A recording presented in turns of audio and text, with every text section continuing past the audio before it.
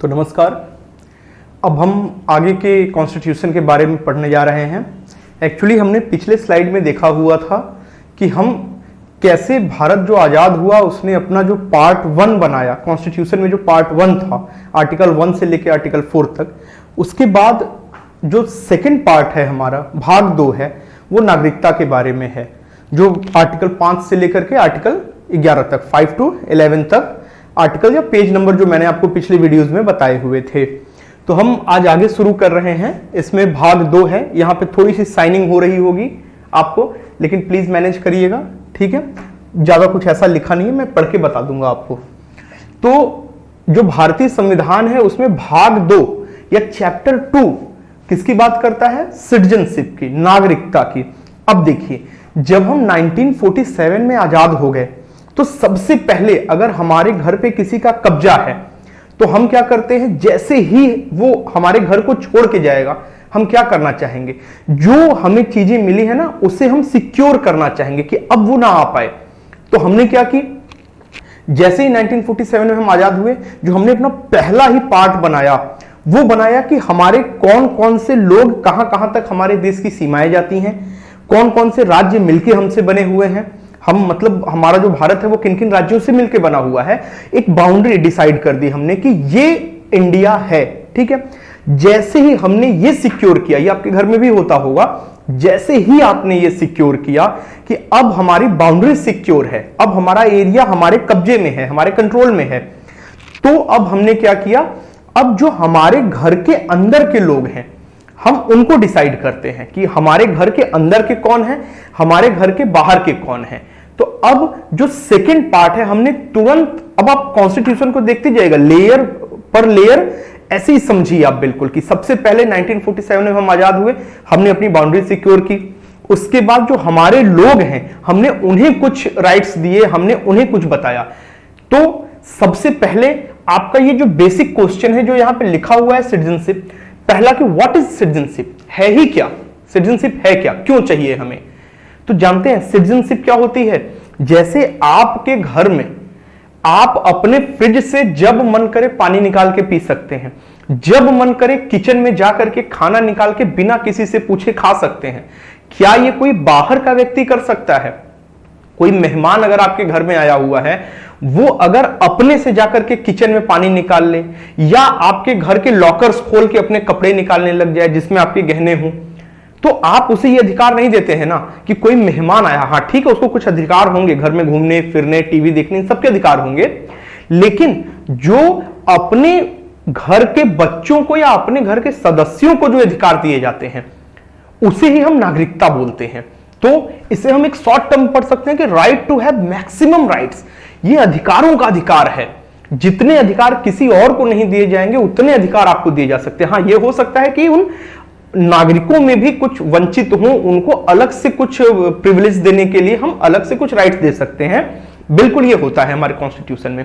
लेकिन जो हमारे यहाँ के घर के बच्चे हैं, हम भारत के सदस्य हैं, अगर हम भारत के नागरिक हैं तो हम भारत के बच्चे हैं, तो हमें जो भारत सरकार ने जो प्रिविलेज दी हैं उन्हें ही हम सिटीजनशिप बोलते हैं। ये हमें किसी और देश में या किसी और घर में नहीं मिलेंगे, ये हमें अपने घर में ही मिलेंगे, ठीक है। तो इसे हम बोलते हैं सिटीजनशिप, कि हमें जो विशेषाधिकार मिले हुए हैं, जो स्पेशल प्रोविजंस हमारे लिए सरकार ने किए हुए हैं, दैट इज कॉल्ड सिटीजनशिप। अब हम आगे बढ़ते हैं कि एक्चुअली 2 टाइप के लोग होते हैं हमारे यहां। पहले जो हमारे देश के नागरिक हैं और दूसरा जो हमारे देश को विजिट करने आए हैं या हमारे देश को घूमने आए हैं। तो नागरिक हम किसे कहेंगे ये तो आपको पता चल गया। विदेशी किसे कहेंगे? जिसे कुछ अधिकार कम दिए गए हैं, जो किसी और देश का नागरिक है वो हमारे यहां विजिट करने आया है, उसे हम विदेशी कहते हैं। तो हमने क्या किया हुआ है यहां पे, अपने नागरिकों के लिए और विदेशियों के लिए हमने जो फंडामेंटल राइट्स हैं आपने पढ़े होंगे 12 से लेकर 35 तक, हमने कुछ विशेष अधिकार मतलब दिए। तो हमने नागरिकों को सारे अधिकार हैं, लेकिन बहुत से अधिकार ऐसे हैं जो विदेशियों को भी मिले हुए हैं। 12 से लेकर 35 तक के अधिकार में बहुत से ऐसे अधिकार, नागरिकों को तो पूरे अधिकार मिले हैं, लेकिन कुछ ऐसे विशेष अधिकार हैं जो विदेशियों को नहीं दिए गए हैं। जैसे बस याद करने के लिए याद कर लीजिए, आर्टिकल 15, आर्टिकल 16, आर्टिकल 19 आर्टिकल 29 और आर्टिकल 30। ये 5 आर्टिकल्स हैं जो हमारे भारत के नागरिकों को ही दिए जाते हैं विशेष रूप से। जब हम फंडामेंटल राइट्स में जाएंगे थर्ड वीडियोस में, तो हम इसे समझने की कोशिश करेंगे। ठीक है, बेसिक तरीके से समझिएगा। अब देखिए, इसलिए मैंने लिख दिया है ताकि आपको कोई भी ऐसा एक टॉपिक भी हो छूटे ना। मैं चाहता तो बिना लिखे भी आपको बताने की कोशिश कर सकता था, लेकिन उस समय क्या होता है, बोलते बोलते कई चीजें स्किप हो जाती हैं। इसलिए मैंने यहां मेंशन कर दिया है, मैं डिटेल में उनके बारे में बताता चला जाऊंगा ताकि आपको भी समझने में आसानी होगी। ओके, तो अब हम आगे समझते हैं। तो यहां पे चमक रहा होगा आपको अनुच्छेद 5 से लेके अनुच्छेद 11 तक, आर्टिकल 5 टू आर्टिकल 11 तक। ये जो पेज नंबर है, आर्टिकल मतलब पेज नंबर 5 से लेके पेज नंबर 11 तक, इसमें सारी चीजें लिखी गई हैं। एक्चुअली सारी चीजें नहीं लिखी गई हैं, आप ये समझ लीजिए कि अगर हम एक कॉन्स्टिट्यूशन में ही सारी चीजें भरना चाहेंगे तो वो कॉन्स्टिट्यूशन बहुत ज्यादा मोटा हो जाएगा। प्लस जैसे एक घर है, वहां पे मान के चलिए एक जो हेड ऑफ द फैमिली होंगे, अब वो हेड ऑफ द फैमिली गांव में शादियां पड़ रही, एक ही दिन पे 5 शादियां पड़ गई, तो वो हेड ऑफ द फैमिली तो कहीं जा नहीं पाएगा हर 5 शादी में। तो उसने अपने कुछ रिप्रेजेंटेटिव भेज दिए कि हां, इनकी तरफ से इनका बेटा आया हुआ था इस शादी में। उसी तरीके से यहां पे भी है, जो हमारा कॉन्स्टिट्यूशन है, वो कॉन्स्टिट्यूशन तो एक अलग किताब है ही, लेकिन उनके कुछ रिप्रेजेंटेटिव है जो अपने लिए कॉन्स्टिट्यूशन की ही महत्ता रखते हैं। बिल्कुल इंपॉर्टेंस कॉन्स्टिट्यूशन की तरह ही होता है, लेकिन वो कॉन्स्टिट्यूशन से अलग बनाए गए हैं। उन्हें हम बोलते हैं यहां पे एक्ट, जो हमने यहां बना रखा है, सिटीजनशिप एक्ट 1955। तो आप ये समझ लीजिए कि सारी बातें कॉन्स्टिट्यूशन में नहीं लिखी गई हैं, कुछ बातें अलग से एक्ट बना के लिख दी गई थी। उन्हें भी हम आज पढ़ने की कोशिश करेंगे। आइए देखते हैं आगे अब हम। ठीक है, तो हमने जो आर्टिकल 5 से 11 तक देखा, उसे हम 3 भाग में डिवाइड करके पढ़ेंगे। आर्टिकल 5, 6, 7, 8 एक में, आर्टिकल 9 अलग, और आर्टिकल 10 एंड 11। एक्चुअली इन सबका संदर्भ एक ही है। अब देखते जाइए कैसे। तो आर्टिकल 5, यहां पे आर्टिकल जो आपको दिख रहा हुआ आर्टिकल 5 है यहां पे। तो आर्टिकल 5 बोलता है डोमिसाइल। अब समझिए कि 1947 में जब हमारा इंडिया आजाद हुआ तो बहुत सारी चीजें हमारे साथ थी। क्यों? हमने बंटवारा भी देखा था, हमने यहां के नागरिकों को दूसरे जगह जाते, दूसरे के नागरिकों को हमारे यहां भी आते देखा था। इसलिए सबसे पहले हमें यह क्लियर करना था कि हमारे नागरिक कौन होंगे। ओके, तो अब हम कैसे बताएं? हमने उन्हें कुछ कैटेगराइज कर दिया। तो आर्टिकल 5 में हमने मेंशन किया डोमिसाइल। डोमिसाइल का मतलब था कि जो हमारे यहां जो नागरिक 1947 से 5 साल पहले तक जो भी नागरिक हमारे भारत में ही निवास करते थे, उन्हें हमने अपना नागरिक मान लिया, चाहे वो कहीं के हों। अगर वो 5 साल पहले से हमारे भारत में हैं और अभी भी हैं, मतलब 1947 में आजाद होने के बाद भी थे, तो हमने उन्हें अपना नागरिक मान लिया। सीधी सी बात है, डोमिसाइल। दूसरा आर्टिकल 6, पाकिस्तान टू इंडिया। इसे समझिएगा, जब हमारा इंडिया डिवाइड हुआ ईस्ट पाकिस्तान वेस्ट पाकिस्तान में, तो यहां से कुछ नागरिक हमारे यहां से उनके यहां गए होंगे, बिल्कुल, क्योंकि रिलीजन के थ्रू हुआ था। तो कुछ मुस्लिम वहां गए, वहां के काफी हिंदू भारत आए होंगे, माना तो यही जाता है, काफी लोग आए थे इधर से। तो वहां के जो लोग भारत में आए, क्यों? क्योंकि डिवीजन हुआ तो काफी लोग। अब आपका घर अगर बट रहा है तो कुछ सामान उस घर में से इस घर में भी आएगा, कुछ इस घर का सामान उस घर में भी जाएगा। तो उस घर का सामान मेरे यहां का है, इसे नागरिकता या उसे जो प्रिविलेज दिया जाएगा, वो आर्टिकल 6 में हमने डाला कि पाकिस्तान से जो लोग इंडिया में वापस आ रहे थे, दूसरे यहां के से हमारे भारत में आ रहे थे, क्योंकि अब तो टूट के अलग हो गया था, तो उन लोगों को भी हमने अपना नागरिक बनाया। ठीक है, तो जो लोग 19 जुलाई 1949 तक भारत आ चुके थे, हमने उन्हें अपना नागरिक मान लिया। एक डेट दे दी गई हमने, क्योंकि इसी दिन परमिट हमने दिया था 19 जुलाई 1949 को। तो इसलिए हमने 19 जुलाई 1949 को जो भी लोग पाकिस्तान से भारत आ गए थे, हमने उन्हें अपना नागरिक मान लिया। ठीक है, छोटी सी बात है। Article 7, India to Pakistan then return to India. मतलब यहां के लोग, जैसे यहां से बहुत सारी फैमिलीज थी, मुस्लिम फैमिलीज थी, वो पाकिस्तान में गई। क्यों? क्योंकि वहां पे बहुसंख्यक थे मुसलमान। उनको यह लगा कि हम वहां सिक्योर रहेंगे, हम वहां पे अपने लोगों के बीच में रहेंगे। लेकिन भारत जैसा लोकतंत्र वहां तो था नहीं। वहां के मुस्लिम गए वहां पे, जब उन्होंने वहां रहना सहना शुरू किया तो उन्हें लगा कि नहीं, हमारे साथ कुछ ऐसा हो रहा है जो भारत में नहीं होता था, हमारे साथ मतलब एक दोहरा रवैया अपनाया जा रहा है, हमें यहां का नहीं माना जाता है। तो उन्हें लगा कि नहीं यार, हमारा इंडिया में ही ठीक था, कम से कम वहां पे सुकून से रह रहे थे। तो उन लोगों ने क्या किया, वापस से इंडिया आना शुरू कर दिया।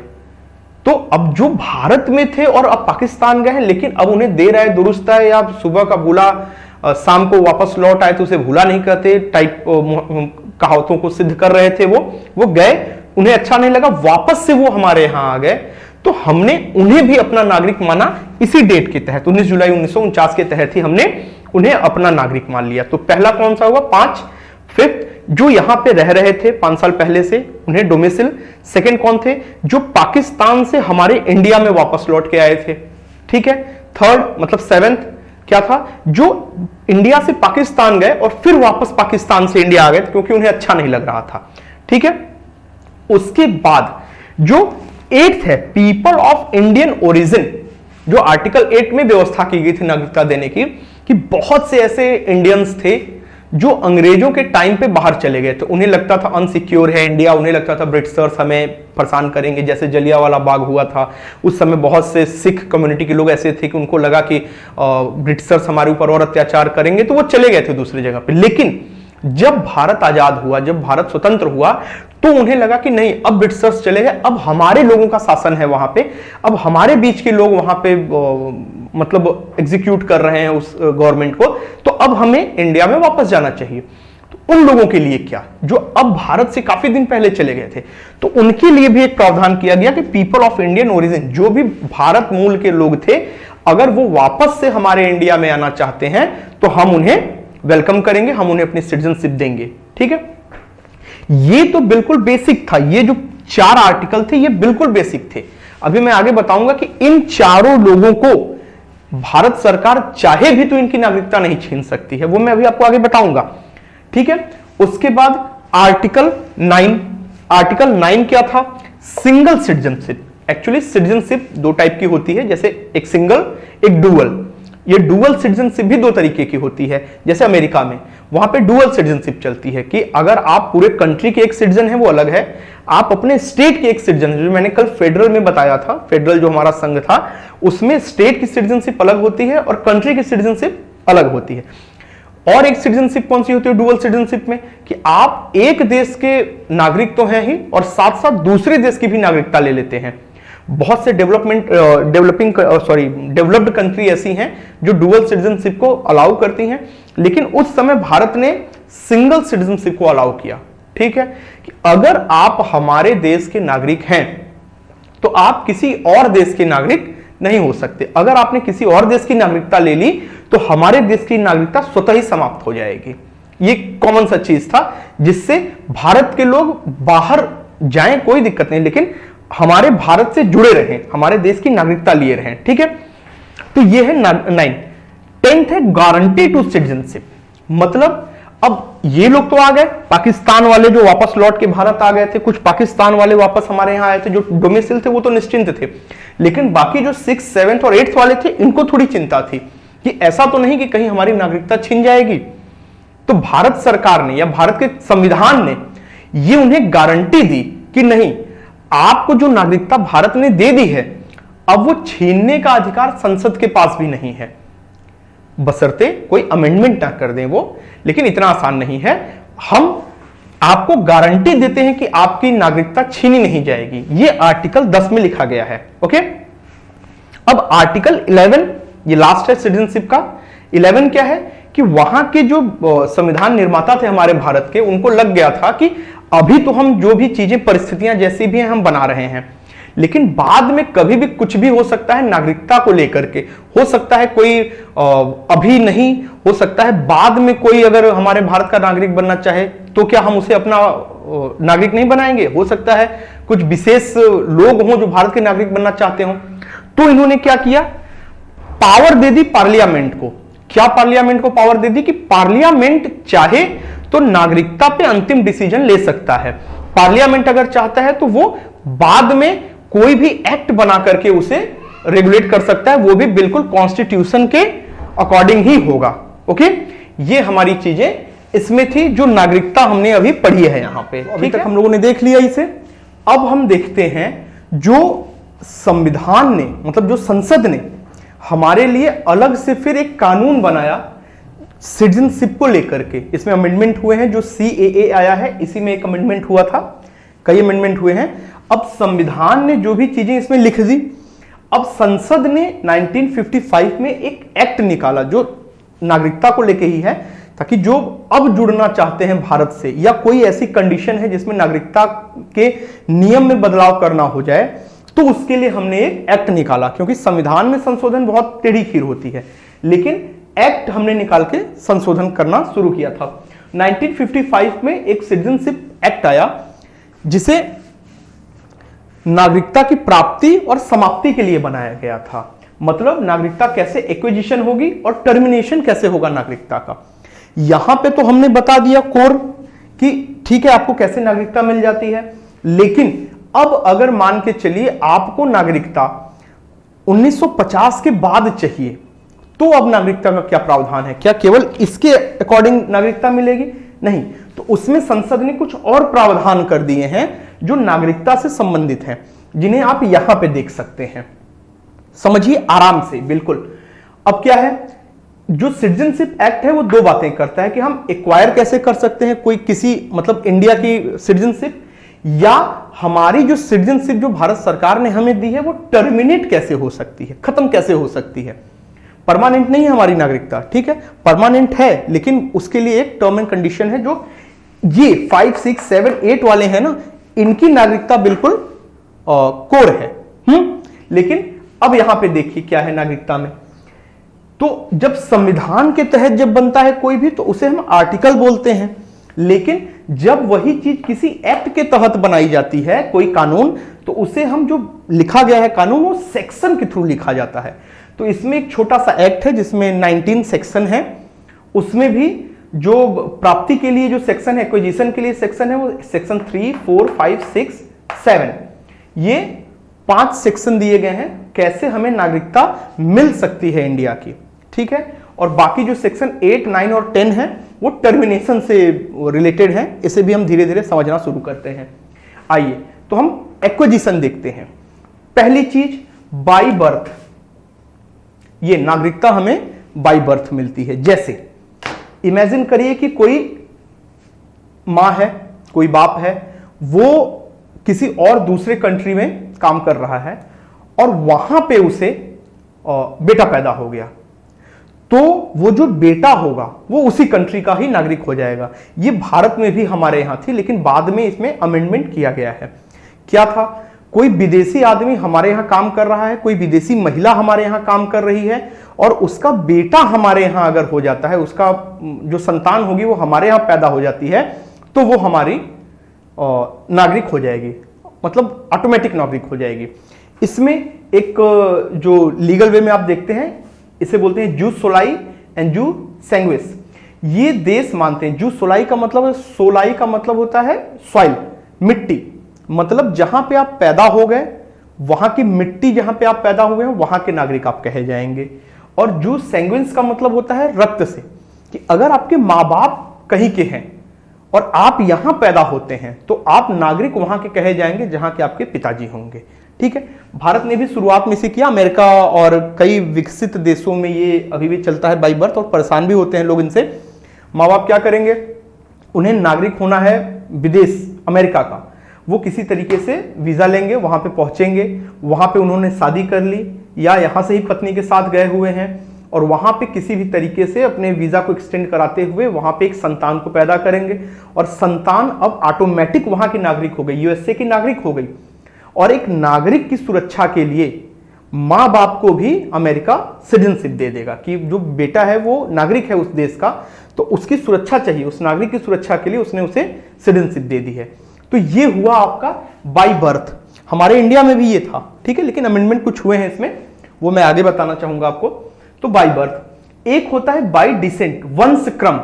ये क्या होता है कि इसके अंदर जैसे मां बाप मान के चलिए विदेश में रहने लग गए, वहां की नागरिकता ले ली, वहां उनका बेटा हुआ, लेकिन बेटा ये चाहता है कि नहीं, हम इंडिया के नागरिक हों। जैसे वहां के जो एनआरआईज हैं उनका अगर कोई चाहता है कि नहीं हम इंडिया के नागरिक होना चाहते हैं, तो वो बिल्कुल वहां पे पैदा होने के 1 साल के भीतर अगर उसने अपना रजिस्ट्रेशन या तो भारत में या तो भारत के एम्बेसी जो यूएसए या किसी भी देश में है जहां से हमारे संबंध हैं, जिन देशों के साथ जहां पे हमने अपनी खोल रखे हैं जो राजदूत बैठते हैं, एम्बेसडर, उनके यहां जाके दूतावास में वहां पे अगर साल भर के अंदर रजिस्ट्रेशन करा दिया हमने कि नहीं हमें नागरिक बनना है भारत का, तो उनके बेटे को हम नागरिकता देते हैं भारत की। तीसरा है सेक्शन 5 रजिस्ट्रेशन थ्रू रजिस्ट्रेशन। ये वैसा है जिनके कोई ना कोई रिलेटिव या कोई ना कोई रक्त से संबंधित हमारे भारत का नागरिक रहा हो या पहले रहा हो या अभी हो, अगर उन्हें नागरिकता चाहिए होती है तो हम क्या करते हैं, उन्हें थ्रू रजिस्ट्रेशन हम यहां पे नागरिक बनाते हैं।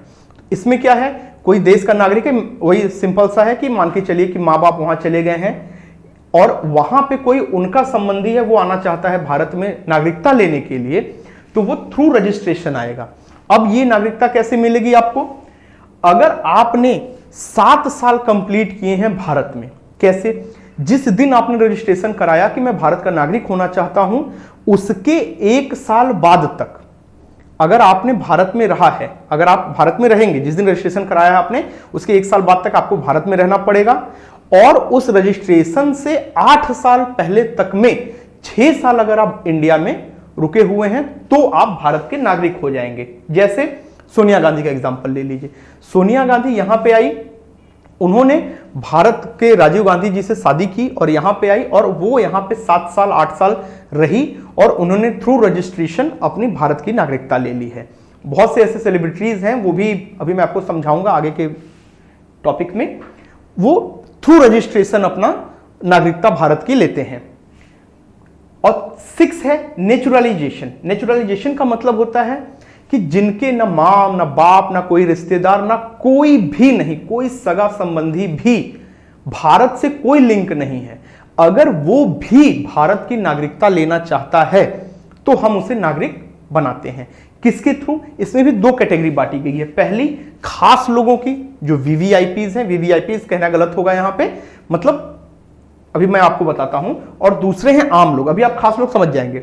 आम लोग मतलब एक नॉर्मल किसी और देश का नागरिक है, वो हमारे भारत का नागरिक बनना चाहते हैं। तो खास लोग में कैसे आएंगे, जैसे आप मान के चलिए कि जेफ बेजोस, आप मान के चलिए एलन मस्क, आप मान के चलिए कि कोई बहुत बड़ा सिंगर, क्रिकेटर या कोई भी एक किसी सेक्टर में कोई बहुत बड़ा साइंटिस्ट है जो नोबेल प्राइज पाया है, या कहीं का भी जो हमारे भारत की नजर में बहुत अहमियत रखता है, जो हमारे भारत के डेवलपमेंट में बहुत योगदान दे सकता है, अगर हमारे भारत की नागरिकता चाहता है, जिसका कोई संबंध नहीं है हमारे पूर्वजों से उसके या किसी से इंडिया का, लेकिन वो भारत में रहना चाहता है, वो भारत से प्रभावित है, भारत के लोकतंत्र से प्रभावित है, तो वो हमारे भारत की नागरिकता ले सकता है। अगर भारत सरकार को यह लगता है, चूंकि जो नागरिकता है वो संघ सूची का विषय है, यूनियन का ये लिस्ट में आता है, और जैसे लिस्ट तो 3 टाइप की होती है, यूनियन लिस्ट, स्टेट लिस्ट और कॉन्करेंट लिस्ट, आपको आगे भी पता चलेगा। तो सिटीजनशिप जो होती है वो यूनियन लिस्ट का सब्जेक्ट होता है, पूरा का पूरा अधिकार भारत सरकार के पास होता है। तो यहां पे अगर भारत सरकार को लगता है कि नहीं, हमें उस आदमी को केवल अपने देश के डेवलपमेंट के लिए, अपने देश के विकास के लिए उसे नागरिकता दे देनी चाहिए, तो वो कोई फॉलो नहीं करेगा, उन्हें अगले पल ही भारत सरकार नागरिकता देने के लिए स्वतंत्र है। दूसरी चीज यहां पे आते हैं आम लोग।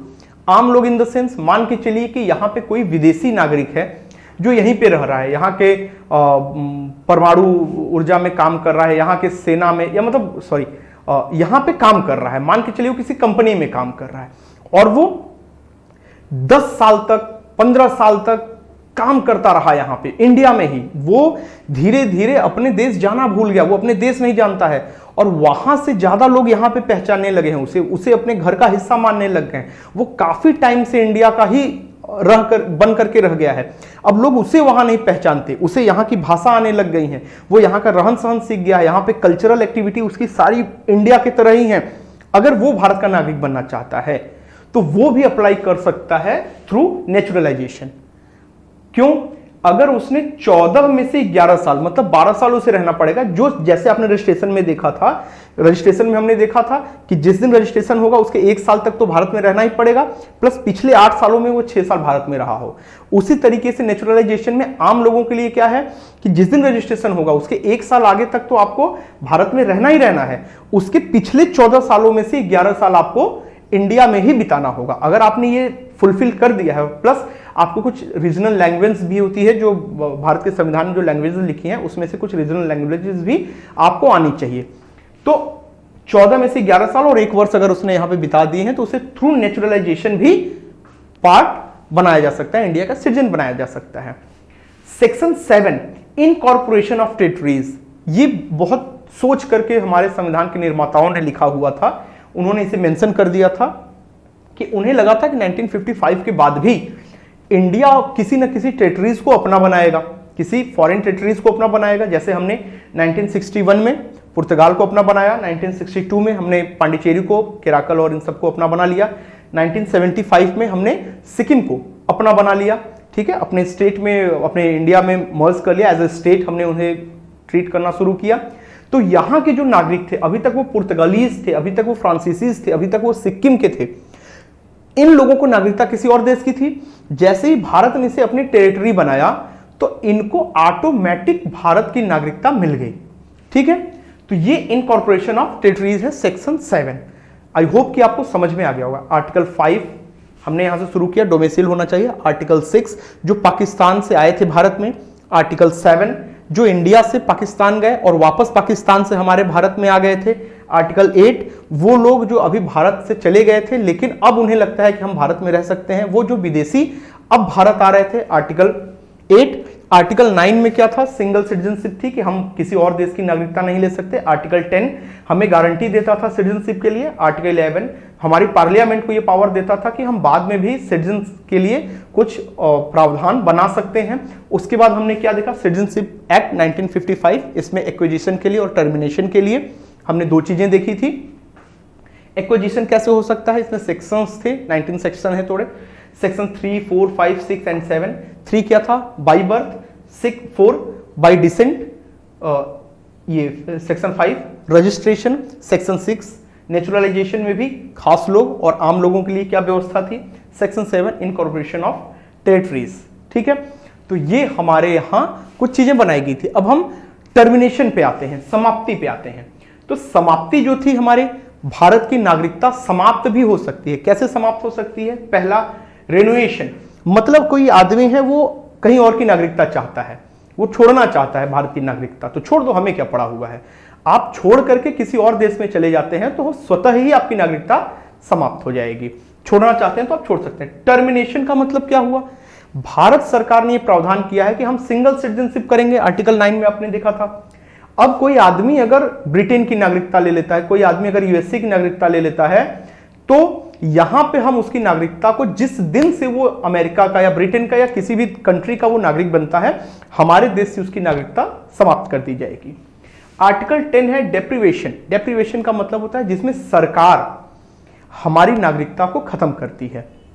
जैसे कोई और सरकार किसे खत्म करेगी, जो यहां पे है, इनकी नागरिकता को खत्म करने के लिए, जिन्हें हमने रजिस्ट्रेशन के थ्रू, डिसेंट के थ्रू या नेचुरलाइजेशन के थ्रू, इनकॉर्पोरेशन ऑफ टेरिटरीज के थ्रू अगर अपना बनाया हुआ है तो हम खत्म कर सकते हैं। लेकिन यहां पे सरकार हाथ नहीं डाल सकती है, क्योंकि ये हमारी संसद में आर्टिकल 10 में ही हमें गारंटी मिल गई थी कि हमारी नागरिकता को कोई खतरा नहीं है। अगर मान के चलिए हमने रजिस्ट्रेशन के थ्रू यहाँ पे अप्लाई किया और हमें नागरिकता मिल गई, लेकिन हमने कुछ एक्टिविटी ऐसी कर दी जो हमारे देश के खिलाफ थी, जो हमारे लगा हमें कि नहीं वो व्यक्ति यहाँ आकर के नागरिकता लेकर के हमारे देश को ही नुकसान पहुंचाना चाहता था, तो हम उसकी नागरिकता समाप्त करने के लिए बिल्कुल स्वतंत्र हैं। ओके, आई होप सो कि आपको नागरिकता से संबंधित सारे प्रोविजंस, सारे आर्टिकल्स थोड़े समझ में आए होंगे। बाकी आप लोग चाहें तो इसे स्लाइड को स्क्रीनशॉट ले सकते हैं, और बाकी इसके बाद हम जो पार्ट 3 है फंडामेंटल राइट्स, उसके बारे में बात करेंगे।